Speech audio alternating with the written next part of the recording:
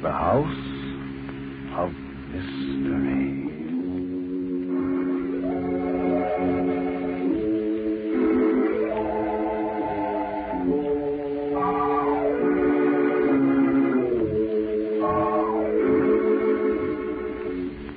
This is Roger Elliott, otherwise known as the Mystery Man, welcoming you to another storytelling session here at the House of Mystery.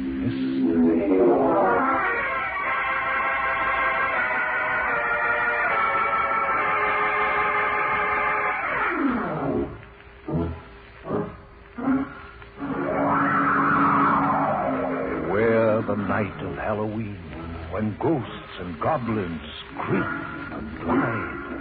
Beware the night of Halloween, when witches ride.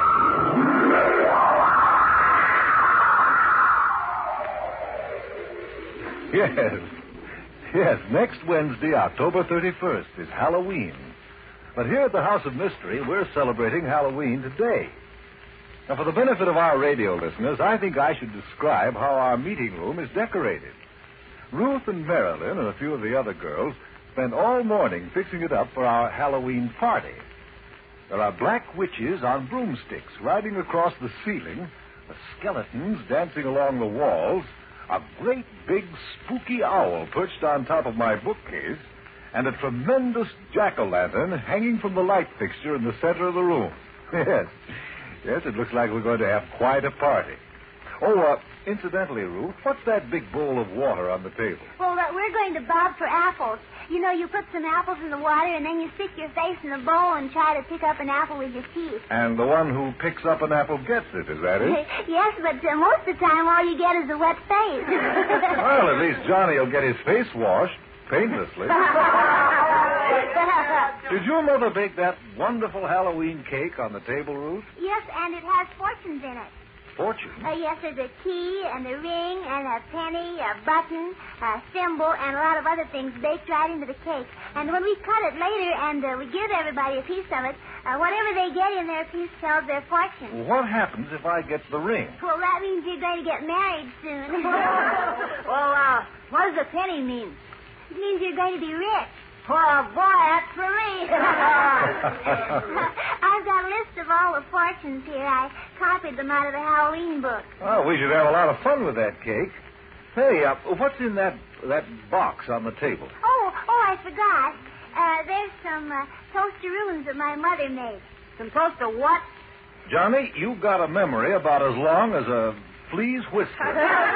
Don't you remember last Saturday Ruth was telling us about some wonderful cookies her mother makes out of Post Toasties? Oh, yeah. The recipe's on the side of the Post Toasties box. That's right. They're called Toasteroons. They look wonderful, Ruth. Well, there are 3 different kinds, Mr. Man.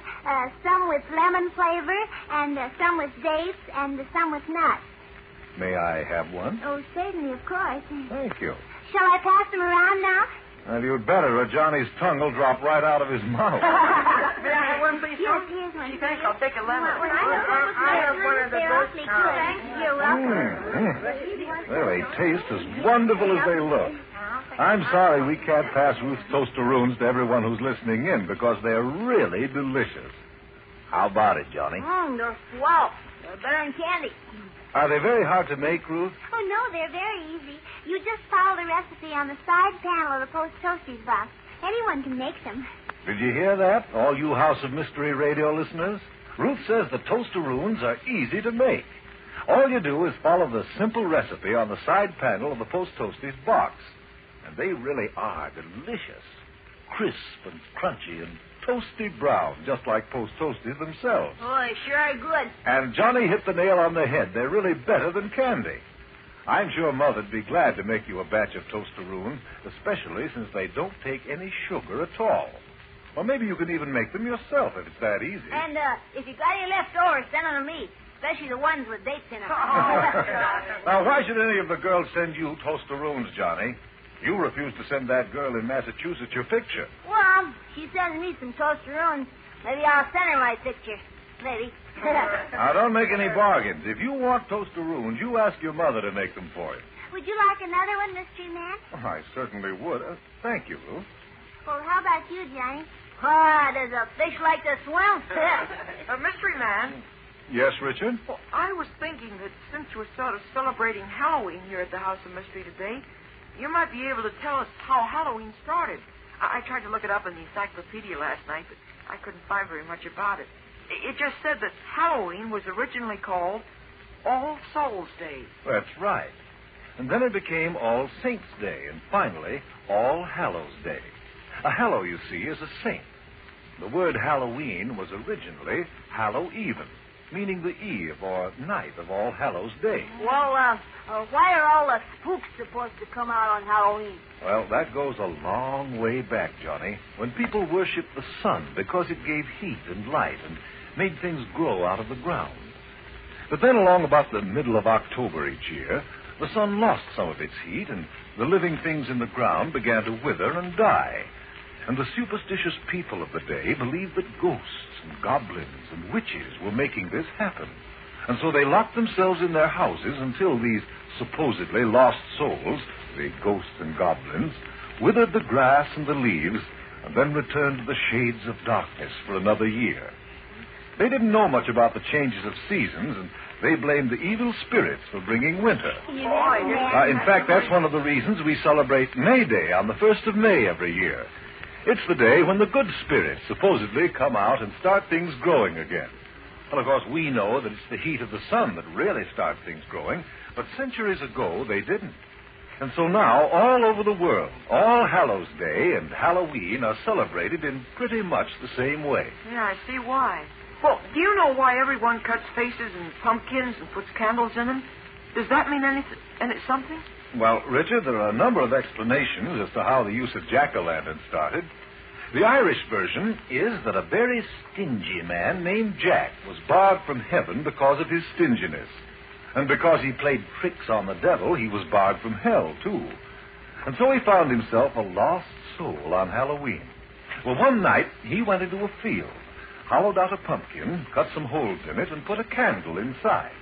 And from then on, he wandered the earth, carrying his lantern to light the way. And he came to be known as Jack of the Lantern or Jack-o'-lantern. Oh, I never heard that. I believe that the custom of having huge bonfires on Halloween began in Scotland. The fires were supposed to burn the witches and evil spirits. Some of the kids have a fire on our block every Halloween, but then the fire engines come and put it out. Well, Halloween fires are dangerous things, especially in the city. You really don't need a fire to celebrate Halloween. There are so many other things you can do. Some of the boys ring doorbells and mark everyone up with chalk. Well, that's pretty harmless fun, but fires can sometimes be serious. I think the best way to celebrate Halloween is with a party like we're having. Play games and have good things to eat and maybe even tell a ghost story. Are you going to tell us a ghost story? A real one? What's a real ghost story, Johnny? What about a ghost?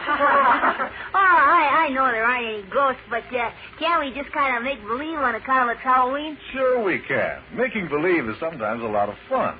Now, let's see. A real ghost story. Something spooky. Well, I know one. It's not really spooky. Or maybe it is. It's called The Ghost Who Forgot Halloween. Oh, that ought to be good. Would you like to hear it? Oh, sure, yeah. I would, too. All right. Now, Johnny, you pull down the shades. Okay. And, Richard, you light the candle in the jack-o'-lantern so we can have the right ghostly atmosphere. Here's a match, Richard. Be careful. That's fine. Now for the story of the ghost who forgot Halloween.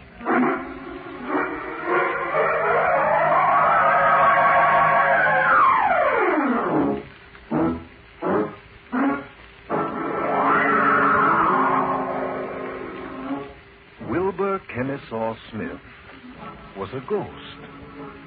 He was named Wilbur after his great-grandfather, a very famous old ghost, who unfortunately was floating through the darkness one night when he got his sheet caught in a windmill, and that was the end of it. He was named Kennesaw after his uncle, who, sad to say, died of ghostly pneumonia while haunting an explorer at the North Pole. And he was named Smith because that was his father's name. Now, Wilbur, for the most part, was a happy, easygoing little ghost. His father and mother loved him dearly and were certain he'd grow up to be a very successful apparition. But Wilbur had one bad thought. He was always falling asleep. I'm so tired. I'm always so tired.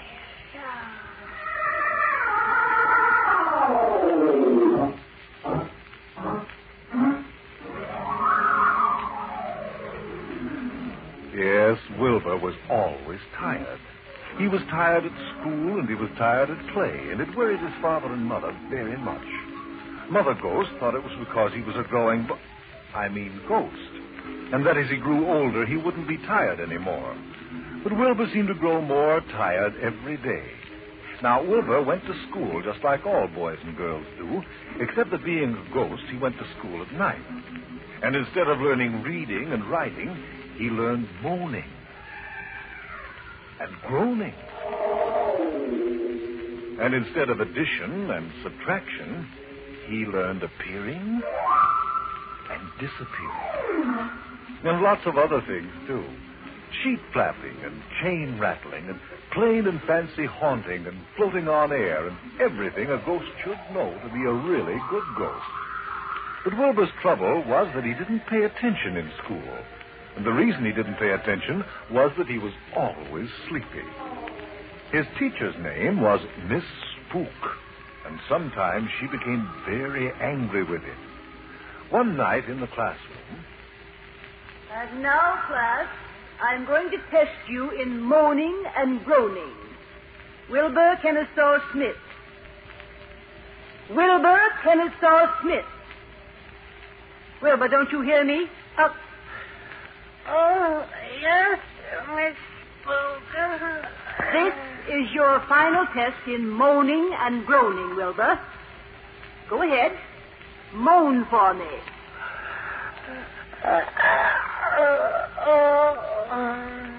That, Wilbur, is a yawn, not a moan. Now moan. Oh, good heavens. Is that what you call a moan? Why, I wouldn't even frighten a caterpillar, let alone a human being. Now listen to me. This is a moan.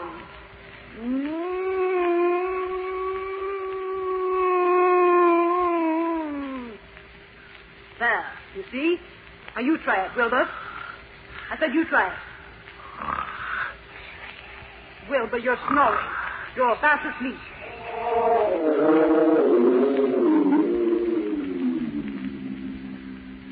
Yes, Wilbur was fast asleep, floating over his desk.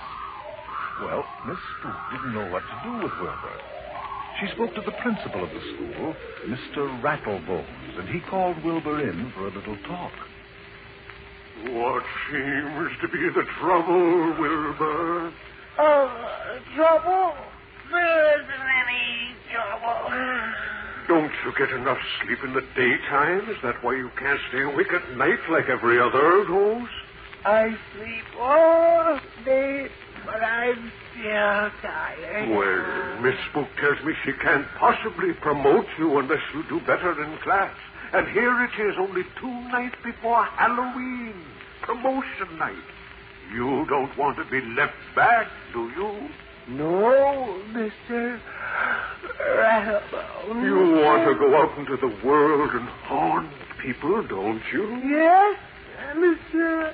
Rattlebone. Well, you certainly don't seem to be trying very hard.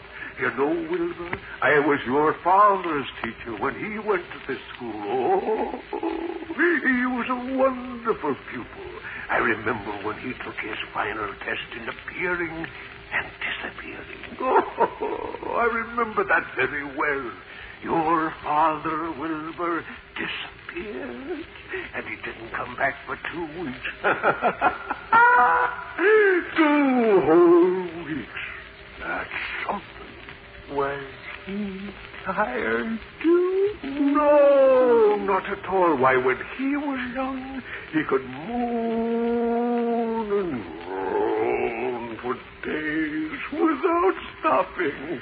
I wish I was like my father. Well, there's no reason why you can't be, Wilbur. I'm going to have a talk with your teacher, Miss Spook, and maybe I can get her to agree that if you pass your haunting test on Halloween, she'll promote you.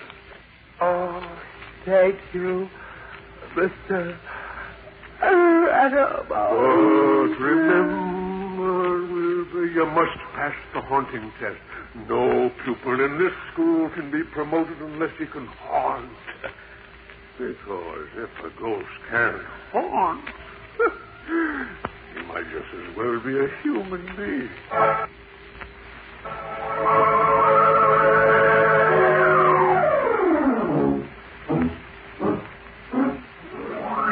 Wilbur was all excited when he got home from school that night. He told his mother and father about the haunting test on Halloween and how, if he passed, he'd be promoted.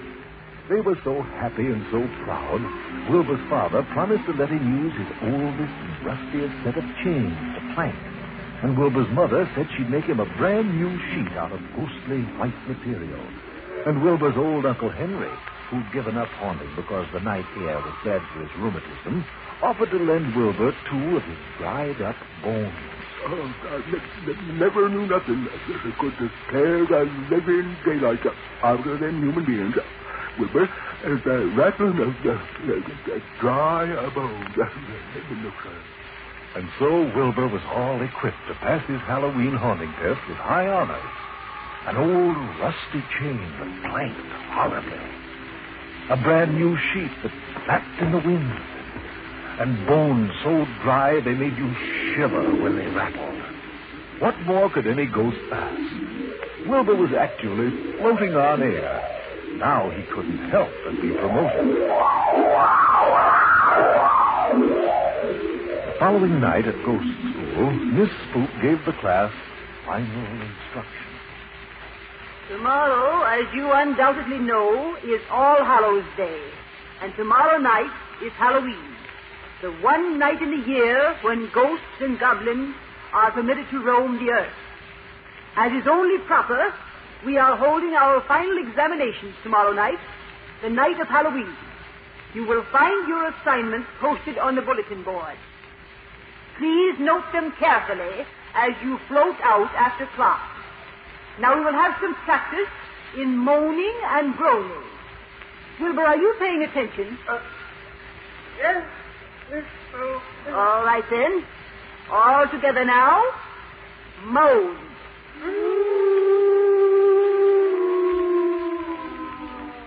Groan. Moan. Groan.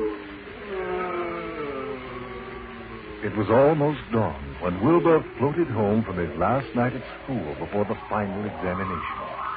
He went to bed immediately, slept like a log, and awoke bright and late that same day, just as darkness was creeping over the countryside. He remembered, as he pulled his brand new sheet over his head, that his assignment was to haunt a little graveyard down by the railroad tracks, and at the witching hour of midnight, frighten any human beings who happened to come by. He washed his face with evening mist, brushed his teeth with ectoplasm, ate a big, huge bowl of ghost toasties with invisible milk, and was ready to leave. By that time, it was quite dark, a perfect night for haunting. Wilbur's mother and father floated down as far as the hollow with him. Then they disappeared, and Wilbur was left all alone. He drifted through the valley until he came to the tiny graveyard he was supposed to haunt. There he scurried around among the gravestones and markers, groaning and moaning, and clanking his chain, and flapping his sheet, and rattling his old Uncle Henry's bones. Why, haunting wasn't hard at all. There was nothing to it. In fact, it was great fun. Wilbur floated over the graveyard, wheeling and dipping, making believe he was a ghostly airplane. Suddenly, he stopped short in midair. 2 huge green eyes were staring at him out of the darkness. The next moment, he heard a sound that sent shivers up his spine.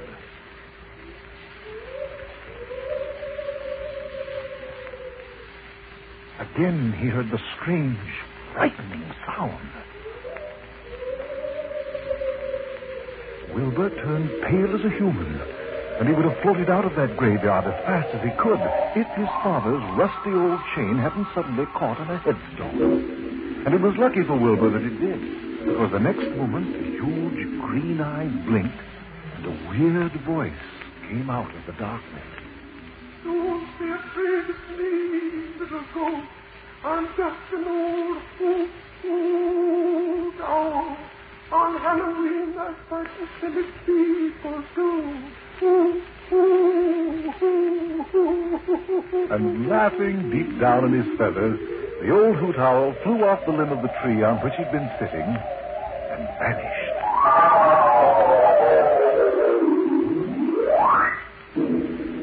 Poor Wilbur, trembling like a leaf, loosened the rusty old chain, picked up his Uncle Henry's bones, he'd dropped them in his fright, and with a deep sigh settled himself on top of a large, flat gravestone and draped his sheet around him.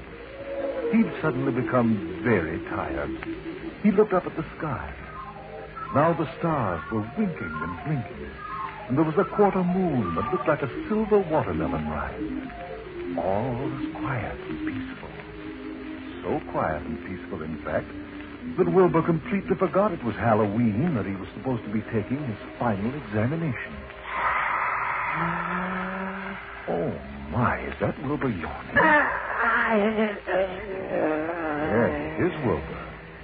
And he's falling asleep.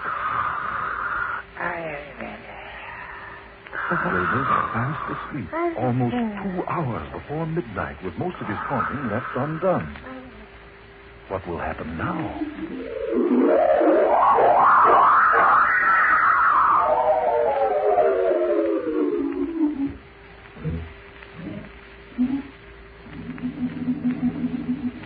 Well, in a little while, the old hoot owl returned to his perch on the limb of the tree. He looked about for Wilbur and discovered him asleep on the gravestone. Now, he was a wise old owl, as owls usually are, and he knew that the last thing a ghost should do is fall asleep on Halloween. So he hooted and hooted until he was almost blue in the beak. But Wilbur didn't wake up. In fact, Wilbur didn't wake up for a long time. Not until a rooster on a nearby farm started to crow. Then he sat up with a jerk. He blinked 3 times. It was 5 o'clock in the morning, and dawn was beginning to light the sky in the east. And there, seated on the iron picket fence surrounding the tiny graveyard, were his mother, his father, all the other ghosts and goblins, and, worst of all, Miss Spook, his teacher.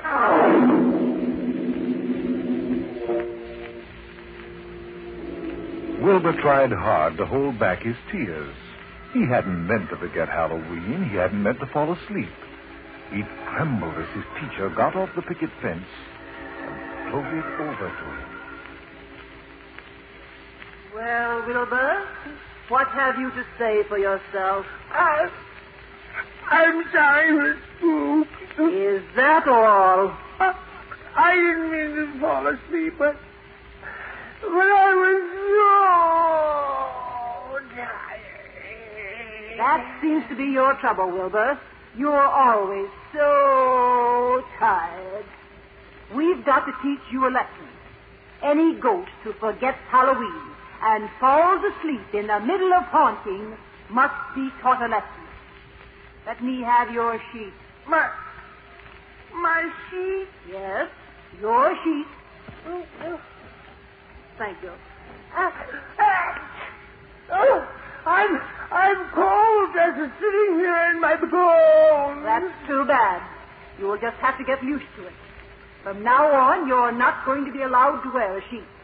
You will have to walk around in your bones until you prove to me that you have learned how to haunt without falling asleep. And until that time, you will not be promoted.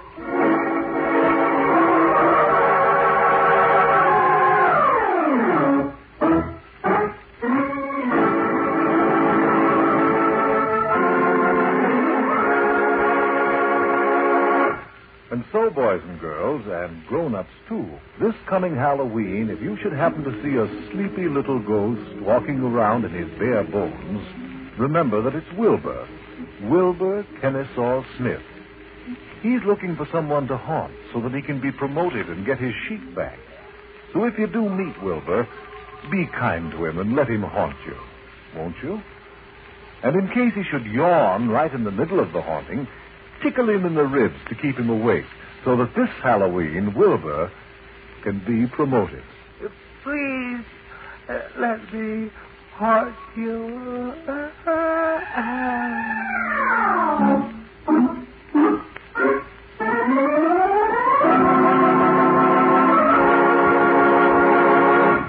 And that's the story of the ghost who forgot Halloween.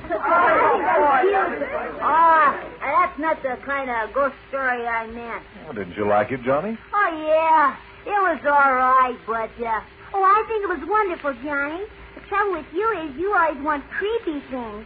I'll always remember Wilbur from now on, and if ever I meet him, I will let him haunt me. I'm sorry if I disappointed you, Johnny. Oh, no. It was all right.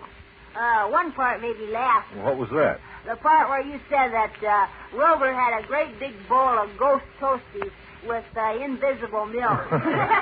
You wouldn't like that, would you, Johnny? No, sirree. Wilbur can have his ghost toasties. I'll take real honest-to-goodness post toasties with the kind of milk you can see. I can't say that I blame you, Johnny. As a matter of fact, like Wilbur, post toasties are so bubbly light they almost do float. Have you ever tried post toasties with stewed peaches, Mystery Man? No, I haven't, Ruth. Are they good? They're wonderful. I have them with bananas lots of times. Mystery Man, Yes, Richard. my friend's mother says that hot cereals are better for you than cold cereals in the wintertime.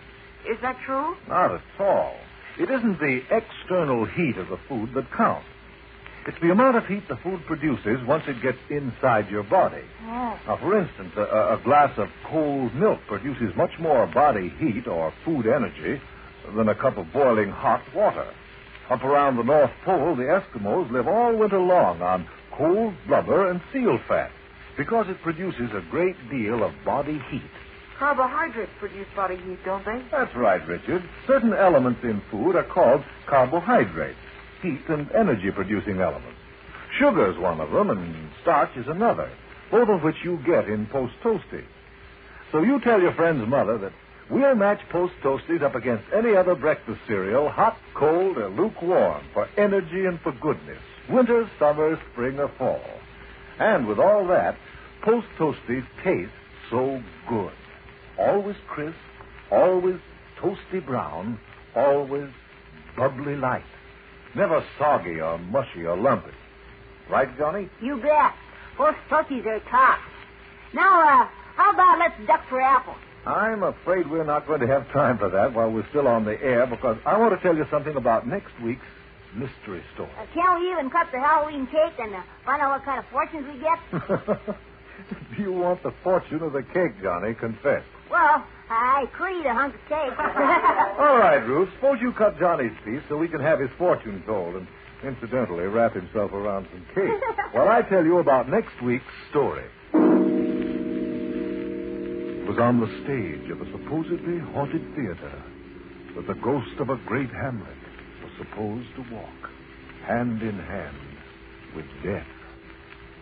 The solution of the mystery escaped me until I realized that the only possible answer was the most obvious one of all. Next week, I'd like to see if you can guess, as I had to, the natural explanation of the seemingly supernatural phenomenon in the story I call Death Takes the Stage. Well, Johnny, did you find your fortune yet? No. There's no fortune in this piece. Oh, wait a minute. Yeah, here it is. What is it? Oh, it's the ring. Johnny's going to get married. Who believes in fortune? Not me. Well, I'm sure someday you'll get married, Johnny. Yeah, maybe. Well, we won't worry about it now. I see our time's up anyway. We meet again next week, of course, at the same time, and for our radio listeners, this same station. And don't forget, if anybody's got any toasteroons they want to get rid of, send them to me. Johnny, how can you ask for toasteroons with a mouthful of cake? I did, didn't I? I give up. Now remember to be with us next Saturday to hear Death Takes the Stage. I'll be waiting for you at the House of Mystery.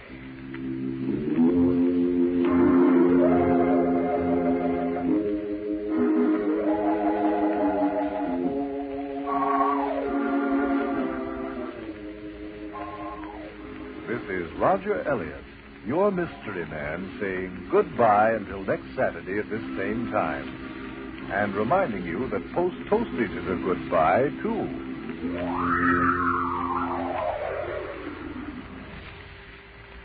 This is the Mutual Broadcasting System.